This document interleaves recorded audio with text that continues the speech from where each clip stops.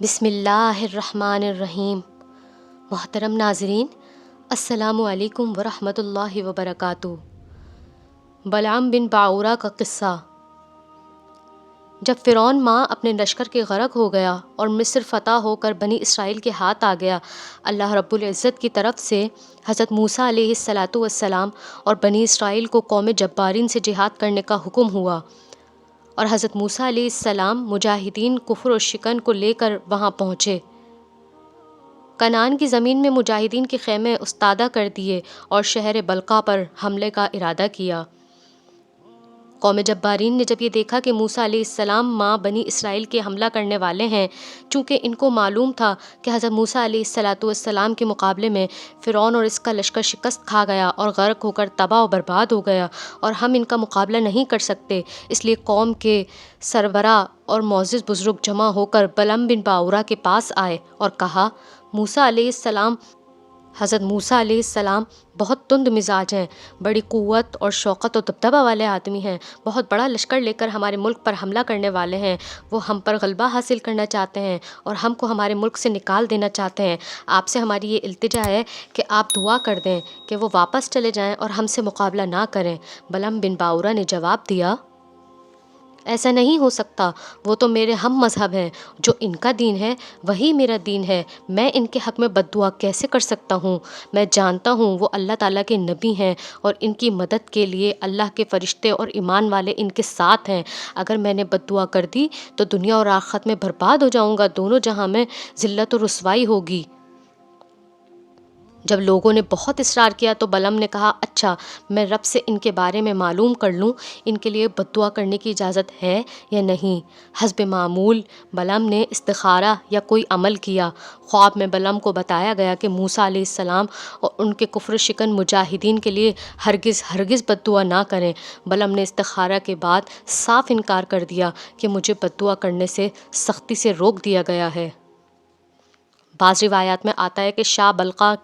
نے دھمکی دی کہ اگر بد دعا نہ کی تو تم کو سولی دے دی جائے گی، جبکہ بعض مفسرین اس بات کے قائل ہیں کہ قوم نے ایک بہت بڑی رقم اور رشوت کی ہدایہ کے نام پر اس کی بیوی کو دے کر اس کو آمادہ اور تیار کیا۔ بلعام کو بیوی سے بے انتہا محبت تھی، بیوی نے اس کو بد دعا کے لیے تیار کر لیا۔ بادشاہ کی تخفیف اور قوم کی آہ و زاری اور تضرع بہت زیادہ ہوئی، تیز بیوی کی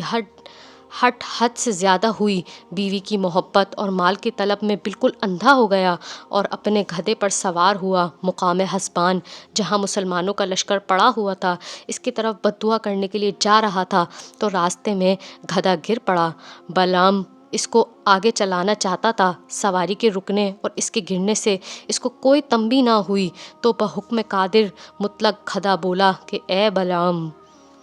تمہارے لیے خرابی و بربادی ہو، تم سوچتے اور دیکھتے نہیں ہو، میرے سامنے فرشتے موجود ہیں جو مجھے آگے نہیں جانے دیتے، پیچھے کی طرف مجھے لوٹا رہے ہیں۔ یہ سن کر بلعام کچھ جھجکا، مگر شیطان نے اس کو بہکا دیا، بالآخر وہ آگے بڑھا اور بد دعا کرنے میں مشغول ہو گیا۔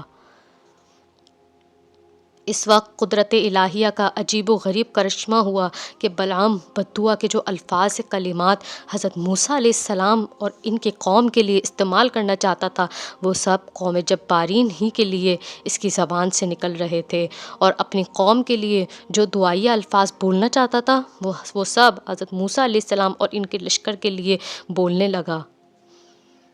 قوم جبارین نے جب یہ دیکھا وہ چلا اٹھے اور کہنے لگے، تم تو ہمارے لیے بد دعا کر رہے ہو۔ بلعام نے جواب دیا، میری زبان میرے اختیار سے باہر ہے،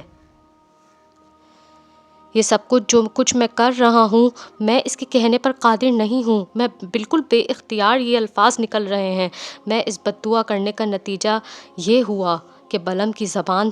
اس کے سینے پر لٹک گئی اور اس قوم تباہی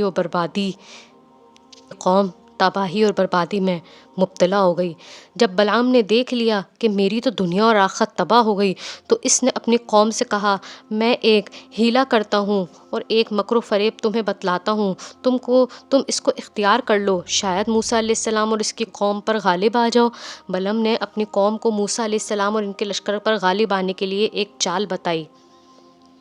بلعم نے اپنی قوم کے سامنے یہ تجویز پیش کی کہ تم اپنے حسین اور خوبصورت لڑکیوں کو تاجروں کی شکل میں مجاہدین کے لشکر میں بھیج دو، اور ان لڑکیوں سے یہ کہو کہ اگر بنی اسرائیل کا کوئی آدمی تم کو کچھ کہے، چھیڑخانی کرے، تو تم ان کو منع نہ کرنا، وہ جو چاہیں کرنے دینا۔ بلعم سمجھ رہا تھا کہ یہ مجاہدین بڑی لمبی مدت سے اپنی بیوی بچوں سے الگ ہیں، مسافر ہیں، وطن سے نکلے ہوئے ہیں، طویل عرصہ گزر گیا، ان کا بدکاری میں مبتلا ہو جانا اس کو آسان معلوم ہو رہا تھا۔ وہ جانتا تھا کہ یہ لوگ بدکاری اور زناکاری میں پھنس گئے تو وہ ہرگز کامیاب و کامران نہیں ہو سکیں گے۔ چنانچہ لڑکیوں کو تیار کر کے بھیج دیا، اور سوئے اتفاق کہ ان کی یہ چال کچھ کام آ گئی، اور ایک اسرائیلی ایک لڑکی کے ساتھ زناکاری کے گناہ میں ملوث ہو گیا۔ حضرت موسیٰ علیہ السلام نے اس کو بہت روکا مگر نہ مانا۔ بالآخر نتیجہ یہ ہوا کہ بنی اسرائیل میں ایک طاعون پھیلا، اور ایک ہی دن میں 70,000 اسرائیلی مر گئے، یہاں تک کہ اس زانی اسرائیلی اور اس لڑکی کو قتل کیا گیا اور ان کی لاشوں کو منظر عام پر لٹکا دیا گیا۔ پھر وہ طاعون رفع ہوا۔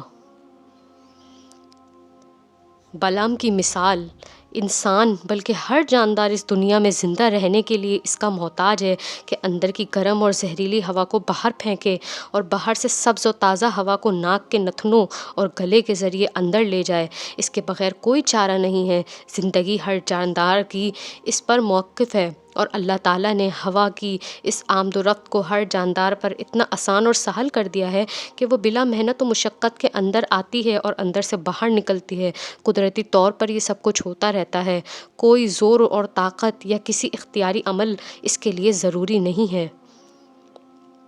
لیکن کتا ایک ایسا جانور ہے جو اپنے ضعف و قلب کی وجہ سے اس ہوا کی آمد و رفت پر ہانپتا کانپتا رہتا ہے، اور اس کو سانس لینے کے لیے زبان باہر نکالنی اور محنت و مشقت اٹھانی پڑتی ہے۔ دوسرے جانوروں کی یہ حالت بعض مخصوص حالت میں ہو جاتی ہے کہ وہ بھی زور لگا کر سانس لیتے ہیں، مگر یہاں عارض ہے جس کا اعتبار نہیں۔